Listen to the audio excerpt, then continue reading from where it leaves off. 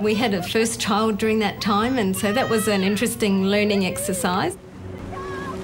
People didn't really understand our dedication to the work that we do, or that you could actually safely have a child on board. Here we go. They thought that I was being irresponsible by starting out a little baby's life on a boat. And it was pretty cramped, and it was our home for about 13 years. They're a bit hot, are they? I suppose it would be easier when the children are very young. I imagine it must be quite difficult now they're beginning to grow up. Frankly, being cooped up on a boat like that with one parents forever can't be much fun. Just a few years ago, we got a bigger boat, so that was so much more room. It was nicer to live on. Just have a little mark here while you're doing that. Both Micah and Tassie have done the Long Distance Ed program, which is the government program. Oh my God, look how big I am. Micah now is at boarding school. Yes, I got the boost. Oh no, I didn't get a jump start. So for her, it's to have that social interaction is probably been wonderful and needed, really. At some stages, I did really want just to have a normal house and just go to school every day like everyone else. But now that I've come here, I've kind of realised that what I did have was something so special.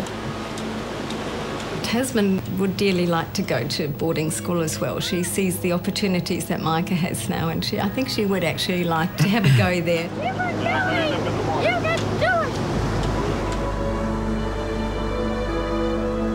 it! Living on a boat is pretty full on for 24/7. The walls are all paper thin, so there's absolutely no privacy. Their whole life was shared with others. Okay, dinner's ready! Where are you going to sit, Taz? At any time, there's about 4 or 5 other crew members on the boat as well, as a family. And it's kind of hard to adjust to all the people coming and going all the time. Trying to get crew that are compatible is not an easy thing to do. And the bigger your boat you get, the more money you've got to come in.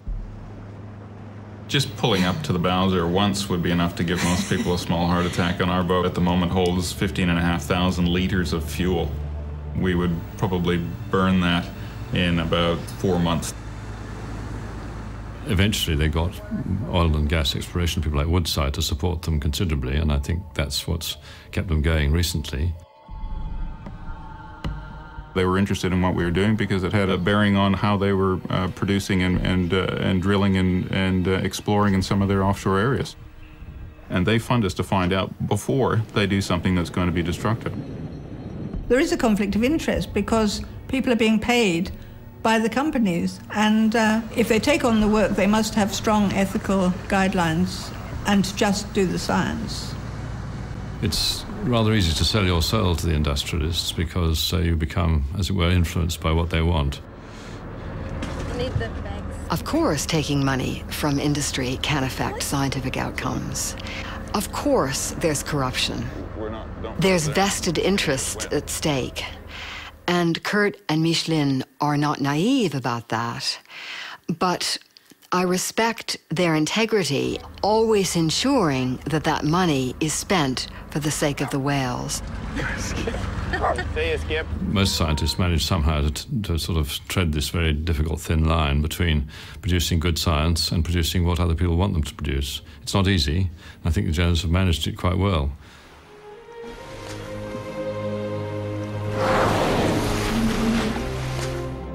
The Jenners have also been involved in blue whale work, coming out from Rottnest off the Perth Canyon.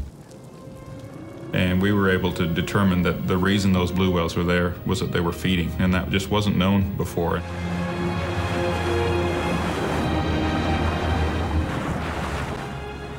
When we first started, we were just interested in the whales, and lo and behold, it turned out that that was where the Navy were testing out their submarines.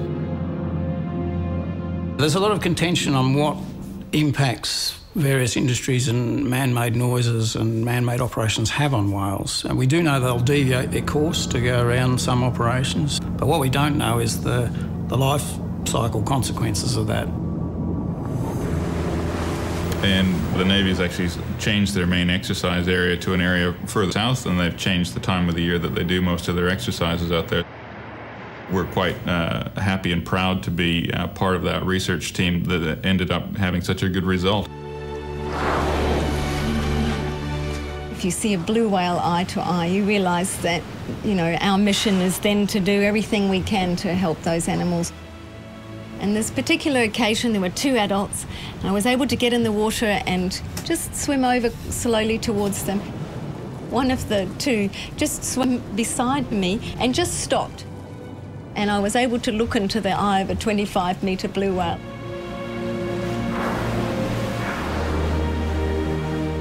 And I just remember thinking, well, you know, I can die now. I am complete. The state government has been accused of riding roughshod over community concerns about planned multi-billion-dollar gas developments in the Kimberley.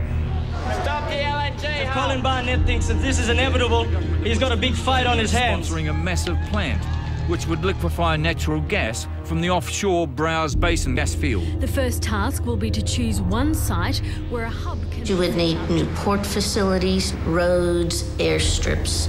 All of that supporting facilities would need to be built.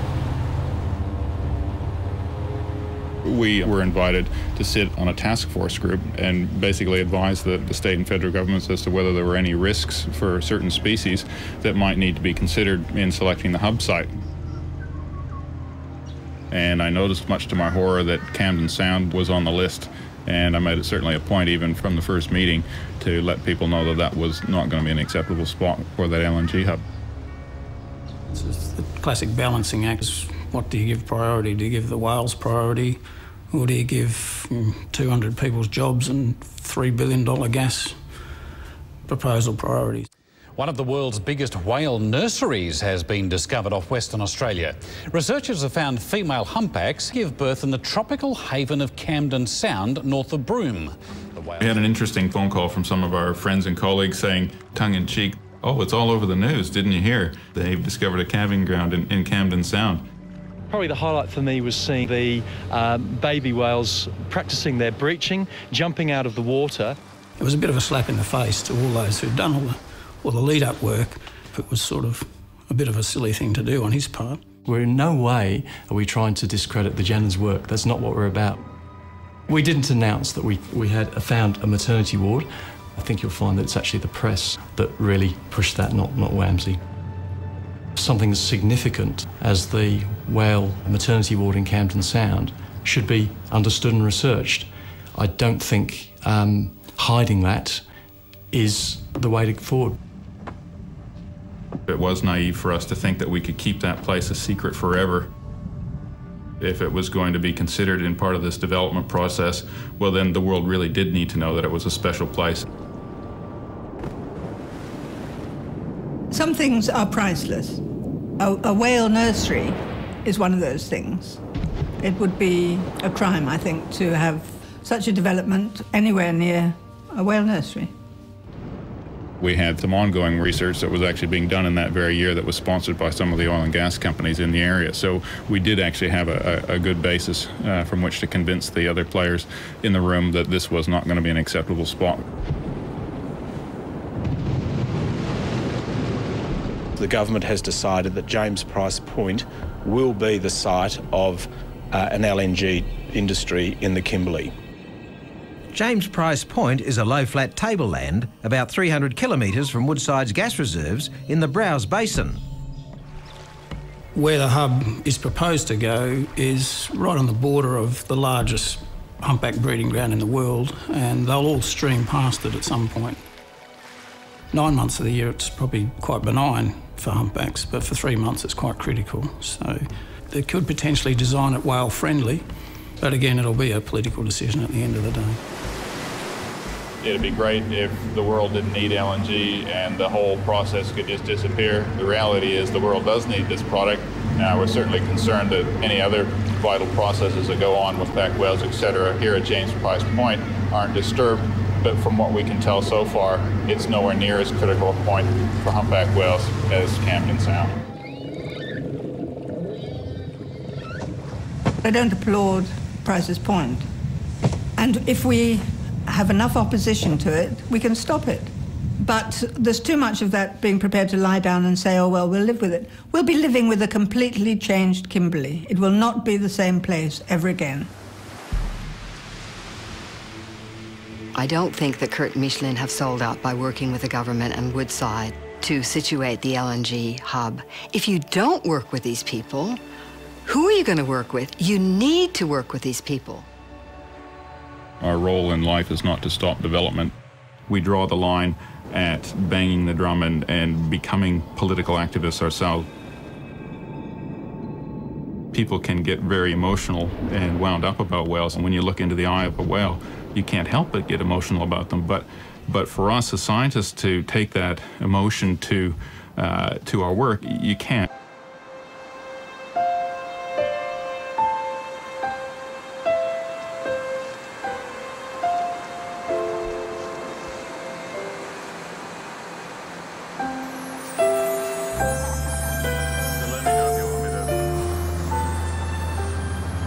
The holy grail of humpback whale research for us was to see a humpback calf being born. Just a few weeks ago, we saw a single animal swimming at the surface. This female did a large fluke-up dive and then came up a minute or so later, and then there was this little tiny grey calf beside her, wasn't it? This tiny little poppet popped up. It didn't really actually look like it could get its blowholes out of the water, in fact. No, it was quite just struggling. sort of more, you know, drowning more than swimming. And then Mum just came over and lifted it up on the tip of her nose. It seemed as though it had a couple of really good solid breaths, and then Mum just dropped it back down in the water again. And then the calf just took off as if like this little wind-up toy in the bar.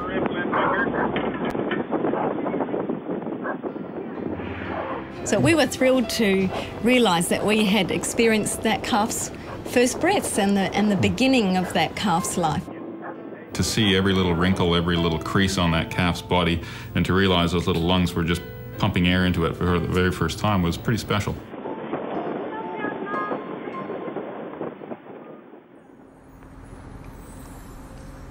The biggest threat to whales right now is ignorance. Ignorance about what is important to them. The day-to-day things that affect a whale's life is how we as humans on this coastline actually interact with that coastline. So it's a simple process of just understanding, respecting, and then working with the whales. That's how you save them today.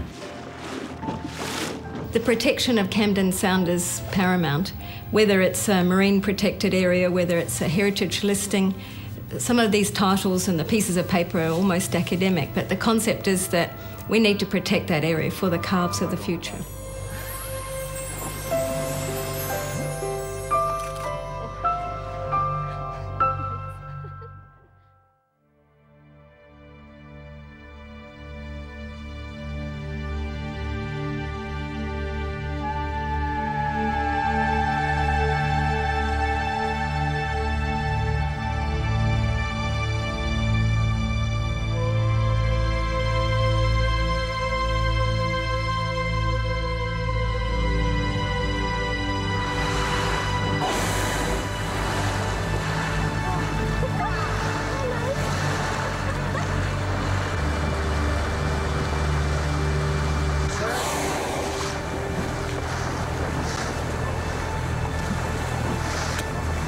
Like that.